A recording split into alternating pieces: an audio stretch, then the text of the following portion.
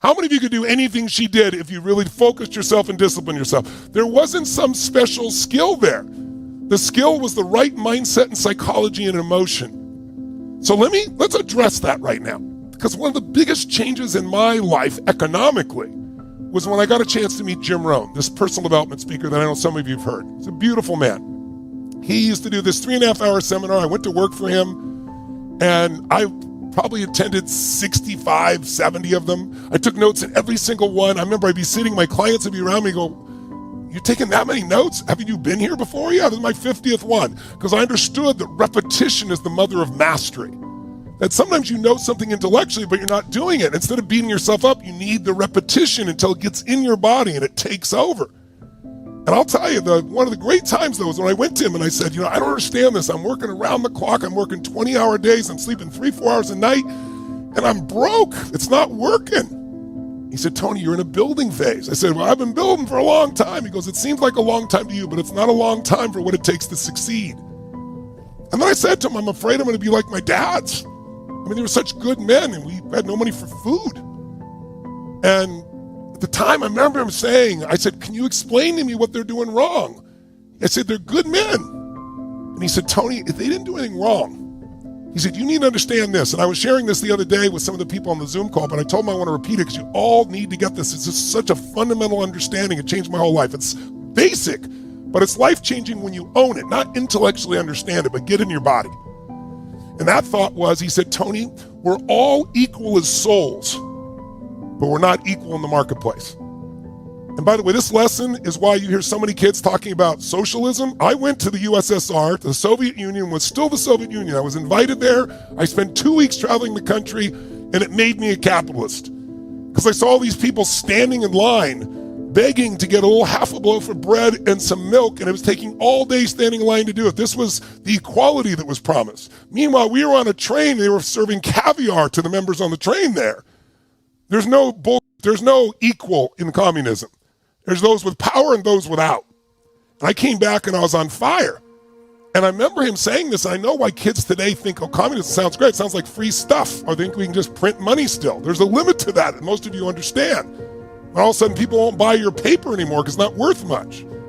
And so bottom line is, I got to see what he was talking about, because what he said was, "Tony, it all comes down to added value." Please jot that down. Your target in life is to become more valuable to people who have something in need that you can deliver. If you can add more value than anybody else, you will dominate that marketplace. And you won't start there. You got to build to adding that value. But you could start with adding more value right now than anybody else, even if you're new. And the more people know it, the more you'll grow. And then he explained it to me really well, because I said, it's so unfair. Like, you see somebody working at McDonald's and they don't even have a living wage. Or you see a school teacher making, $35,000, $40,000 a year, and you see some hedge fund guy make, $1 billion in a year. And Jim was really great with me. He said, "Tony, I appreciate your compassion for those people. Yeah, I have the same compassion. But they're not understanding that they're equal as souls, but the marketplace, a free marketplace, requires you add more value. So here's the problem. If you work at McDonald's, you get minimum wage because anyone can do that job. There's not much added value. And today, it's going to start to become machines, as you all know. So those jobs are going to disappear. Today, you can learn to work at McDonald's in an hour or less. You don't even have to be able to speak the language perfectly because they have pictures of what the food is. You don't even have to read it. And that's allowed them to have a system they could duplicate worldwide. Great for system, great for a business, not great for the income of that individual because it's a starter job. But some people stay at the starter job because they don't learn more skills. Our job in the environment where the world is changing right now, this new world, your job is to retool yourself. Your job is to figure out what's needed, not just what you want to give, but what do people need today, and how can you become incredibly valuable in meeting that? That's how you build your own economy. See, when you are not filling your life with the things that you are capable of doing, then there are gaps in your life. And what we do when we're not living out our true identity, we begin to fill the gaps. We fill the holes with garbage, alcohol, drugs, worry, self-destructive behavior. So when you begin to look at your life and you know that you're not doing what you can do because you have allowed yourself to be held captive by your fears, Now, when you don't have a true appreciation and acceptance for who you are, and you allow yourself to be immobilized by fear, what happens in the process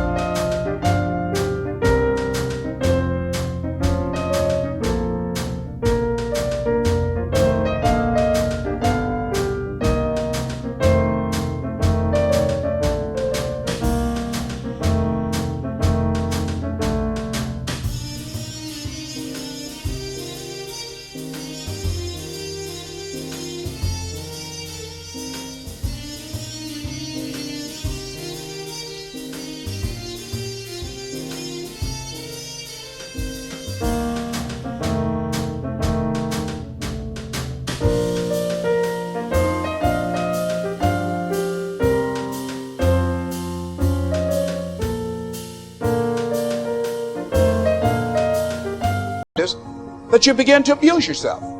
You begin to sabotage your life. You begin to sabotage your dreams. You begin to unconsciously work against yourself. You become your own worst enemy. So what do you do about that? These are the times that you have to rely on your own self-encouragement. Take responsibility for the missed opportunity or the misrepresentation.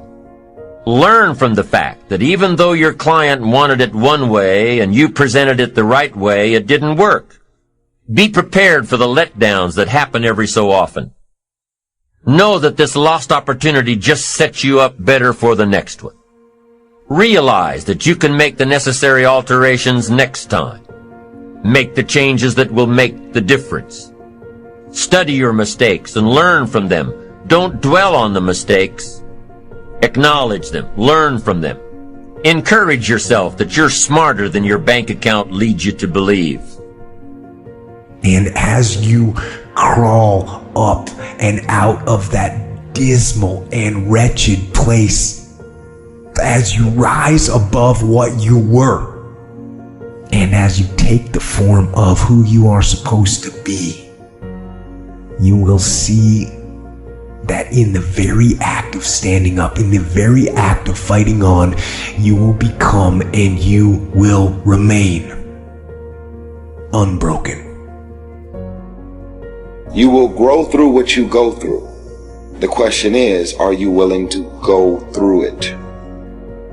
When those bad things happen, what are you going to do? Are you going to let this horrible situation dictate the way you feel and the way you handle it? Are you going to fall over, fall down, fall apart? Or are you going to face this issue with courage and with resolution? There are very few people that have that kind of discipline, so because of that, they come up with excuses. And excuses are a giant part of the problem. It's not simply a physical health issue, there's also mental aspects of it, and discipline's a big one. I just know way too many people who are weak mentally. And I can't just chalk it off to only, their physical, the way they physically feel, because I felt like shit 100 times, and then I worked out, and then I felt way better. It's just a fact of life. That's real. Because if you don't know who you are, you wouldn't know how to act. Once you lock in on that identity, your brain finds a way to keep you there. If you say, man, I'm overweight, I've always been overweight, I'm big boned, and that's the story you got, then you're gonna always find a way to get back there. That's your settling point. That's your identity. That's where things lock in. If you see somebody who's in really great shape, you ask them, do you work out? You know the answer. Yes, how often? And they'll tell you 3 times, 4 times, 5 times a week, whatever. In a seminar, I'll ask people, who here works out at least 5 days a week? And I'm stand up. And you look around that room, and you know that they work out 5 times a week because you can see their body. You don't just get a result without some kind of action, without some form of ritual. Ritual meaning actions you do consistently. Now, do you think those people that are out there working out 5 days a week, do they have more time than you do? Or I have, or anybody else? Of course not. Is their life less busy? Of course not.